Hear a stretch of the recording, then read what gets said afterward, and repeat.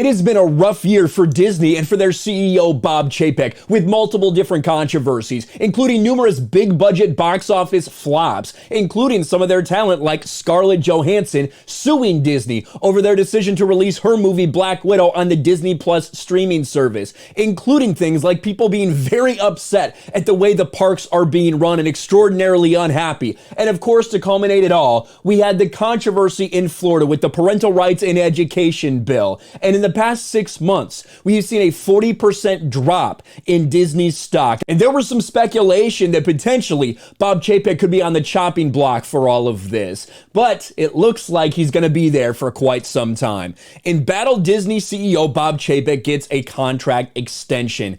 And as I said, there is no way you can look at the past 6 months of what Disney has been doing and not think that there's something to talk about here. Obviously, the stock market's been down in a very big way across the board over the past few months as we're dealing with Bidenflation and numerous other problems that have happened over the past several years. But when you look at Disney compared to the rest of the market, it is massively underperforming. And one of the reasons for that has been all of the different controversies. When Bob Chapek tried to say, we're not going to get political over the parental rights and education bill, the one the media labeled as the don't say gay bill, very quick to turn the tide on that once he got backlash from a couple people that worked at Disney who are extremely loud, but are very much the extreme vocal minority. And Disney decided they were going to get involved with the government in the state of Florida and make it their mission to try to repeal the parental rights and education bill. Well, as we discussed, it didn't go so well, with the stock tanking since that happened.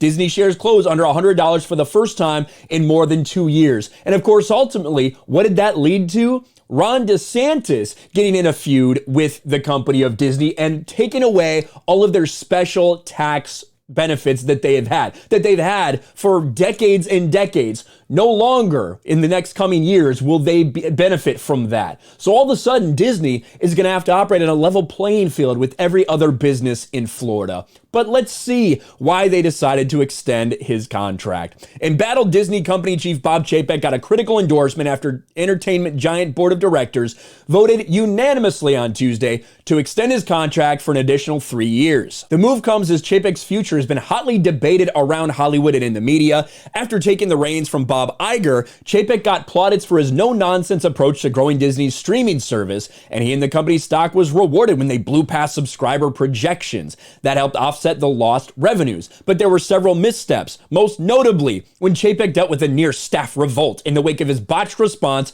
to an anti-gay bill in Florida. Wow, interesting variety that you would just put slanderous bullshit, falsehoods, fake news in this article where Disney World is located. And I would say that as much pushback as Bob Chapek has probably got from the pronoun freaks that work at Disney, from this small, tiny minority of people that have almost no effect on reality, he got far bigger pushback because they decided to side with that small fringe group who wanted them to attack parents, who simply wanted to have control over what their children learn in school. That's the real misstep. That's the real problem with what Disney has been doing in Florida. That infuriated Florida Governor Ron DeSantis, who responded by abolishing Disney's self-governing district in Orlando. It's also thrown Disney, a company that's often tried to avoid the culture wars, into the center of several polarizing political debates. Absolutely. He also, just about a month ago, or a couple of weeks ago, fired Peter Rice, who a lot of people said could be in line to replace him, was angling for his job. Chapek, out of nowhere, just fired him.